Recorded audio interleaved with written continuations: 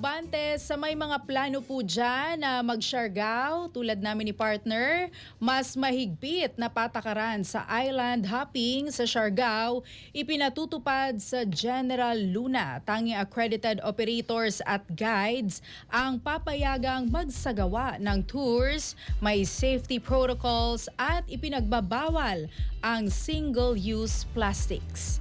At para ihatid sa atin ang balitang yan, narito ang live report ni FYI reporter Andy Villaver.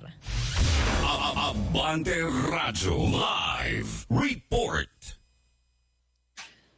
Francis Raya, bilang paghahanda sa patuloy na pagdami ng mga bumibisita sa Siargao Island, ipinatupad na ng lokal na pamahalaan ng General Luna Siargao del Norte ang mas mahigpit na patakaran sa mga island hopping activities upang masiguro ang kaligtasan ng mga turista at mga pangangalaga sa likas na yaman sa isla.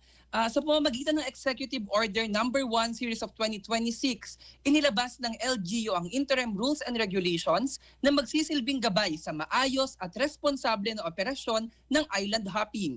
Ayon sa pamahalaang lokal, tugon ito sa lumalaking turismo na nangangailangan ng malinaw na pamantayan para maiwasan ng aksidente, overbooking at illegal na operasyon. Sa ilalim ng kautusan, tanging mga accredited tour guides and authorized operators lamang ang papayagang magsagawa ng island hopping.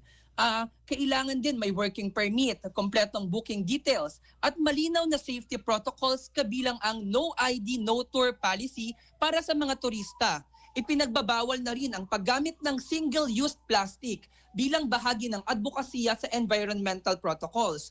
Pinapalakas din ang koordinasyon ng mga lehitimong operators ng General Luna Tourism Office upang matiyak ang maayos na monitoring at pagpapatupad ng alituntunin.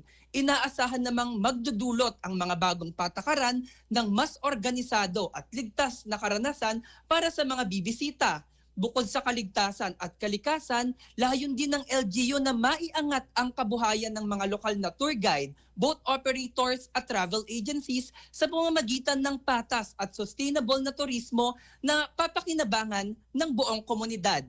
Para sa FYI, ito si Andy Villaver, Abante. Andy, Yes po.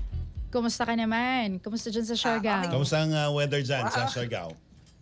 Okay naman, Raya and Francis, siguro mamaya, no? Mamamasyal ako rito para ipakita sa inyo yung dagat. Balik ka kaagad, meron ka pang newscast. Ano ba yung paborito mong ano ba yung paborito mong pasalan dyan sa Siargao, Andy?